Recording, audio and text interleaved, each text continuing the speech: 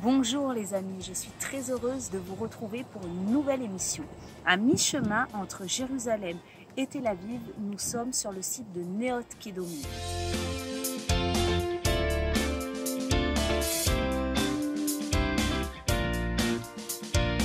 La flore dans la Bible n'est certainement pas la première chose qui vous saute aux yeux lors de vos lectures bibliques. Et pourtant, elle est riche de sens.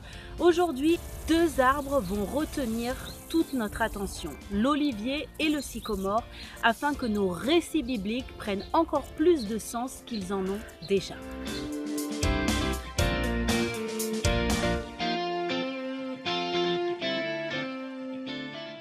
Est-ce que tu peux nous donner la particularité de cet arbre, de l'olivier spécifiquement? Les particularités, parce qu'il y en a beaucoup. D'abord, la symbolique générale de l'olivier, c'est l'arbre de lumière. L'arbre de lumière, d'abord parce que qu'est-ce qu'on fait avec les olives? On fait de l'huile d'olive. Et qu'est-ce qu'on fait avec l'huile d'olive? On en fait des lampes à huile. C'est un miracle, c'est une chose hyper importante, aussi importante que la découverte du kérosène pour faire les lampes à pétrole. Et plus tard par Edison de l'invention de la lampe électrique. Ça permettait d'avoir de la lumière à l'intérieur de la maison, sans fumée toxique et sans que ça sente mauvais. La deuxième raison pourquoi ça s'appelle l'arbre de lumière, regardez les feuilles. Elles sont d'un côté sombres et de l'autre côté claires. Lorsqu'elles sont exposées au soleil et au vent, elles vont se mettre à bouger et de loin elles donneront l'impression de scintiller. Regardez cet arbre-là. Regardez l'arbre qui se trouve à côté. Ce sont des arbres qui ont plus de 250 ans. Ce sont des arbres qui ne poussent pas très très haut. Et je vais mimer une scène biblique que Stéphanie reconnaîtra certainement. C'est Noé. Quelle belle colombe! C'est la colombe! Oui, mais c'est l'histoire de Noé. Qui ramène le brin d'olivier à Noé. Si un arbre après 250 ans ne pousse pas très très haut, et que la colombe était en mesure de ramener une branche d'olivier, ça veut dire que les eaux baissaient et que la vie remontait. J'ai entendu dire aussi que la particularité de l'olivier, c'est que son tronc, ses racines peuvent être mortes, et je ne sais pas si c'est tout à fait le mot, et avec un contact avec de l'eau, reprendre vie. Absolument, vous en avez comme preuve vivante ceci. Les trois oliviers que nous avons vus sont des oliviers qui viennent de la construction de la barrière de sécurité qui se trouve ici un petit peu plus loin. Et ces oliviers se trouvaient juste sur le passage de la barrière de sécurité. Les trois? Ces trois oliviers-là, il y en avait plusieurs. Donc qu'est-ce qu'on a fait? On les a déterrés et on les a déposés le long du chemin qui se trouve derrière nous pendant près de 2 ans. Donc ils n'ont pas été arrosés, ils n'ont pas été plantés, rien. Déracinés complètement? Pas déracinés, proprement déracinés, okay. Pas arrachés. Et si on regarde bien, toutes les branches ont été sciées. Ouais. Et le temps de terminer l'installation de cet endroit, ces arbres sont restés sur le côté, sous le soleil, sans eau. Le bois était sec. Okay. On les a plantés il y a 4 ans de cela. On les a arrosés, ils sont venus à la vie.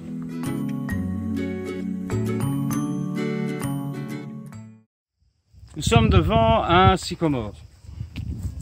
Sycomore, vous allez me dire, oui, et vous savez que c'est lié aux impôts romains. Ah bon? Oui, vous avez peut-être entendu parler du collecteur d'impôts romain qui vivait à Jéricho. Zachée qui avait la réputation non seulement de lever des impôts pour les Romains pour lesquels les habitants de Jéricho n'y voyaient rien en retour, mais surtout qu'il aimait bien mettre une partie de ses impôts dans sa poche personnelle.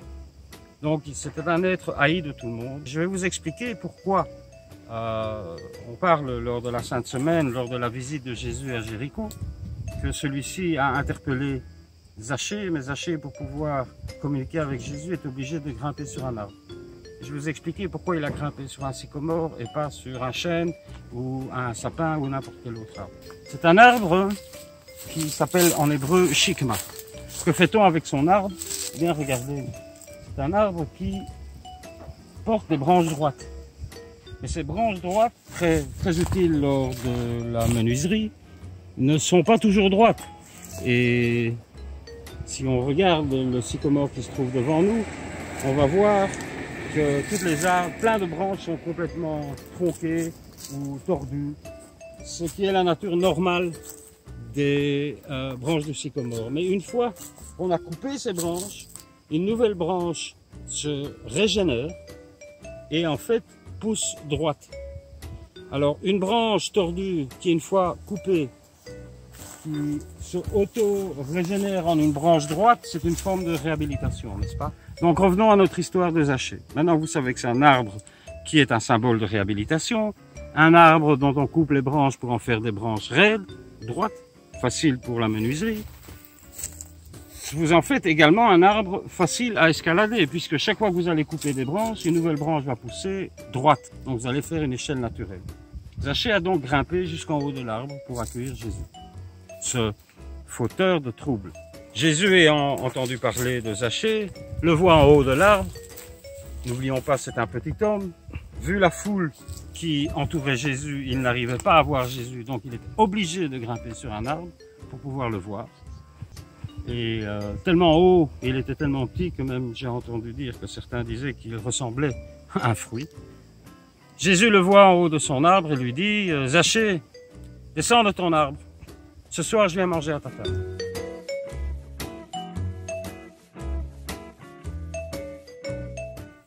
La population de Jéricho était en choc. Il dit quoi? Ce voleur, Jésus veut manger chez lui. Pourquoi? Et certaines personnes plus intelligentes que d'autres se disent finalement, si Jésus veut manger à la table de ce voleur, c'est peut-être que dans le fond, c'est pas un si mauvais bougre. Et peut-être que par ses paroles, Jésus aurait commencé à réhabiliter Zachée dans les yeux des habitants de Jéricho. Et en fait, ces gens n'avaient pas tort, puisque qu'est-ce que Zachée a répondu? Qu'il allait donner la moitié de sa fortune aux pauvres, et tout ce qu'il avait volé aux gens, il allait retourner au quadruple. On peut dire donc que les bonnes paroles de Jésus ont percé le mauvais côté de Zachée, et que Zachée s'est réhabilité. Maintenant, pour terminer l'histoire et mettre la figue au milieu du gâteau, sur le gâteau, le mot en hébreu qui désigne cet arbre, c'est shikma. Et du mot shikma vient le mot hébreu shikum, qui veut dire réhabilitation.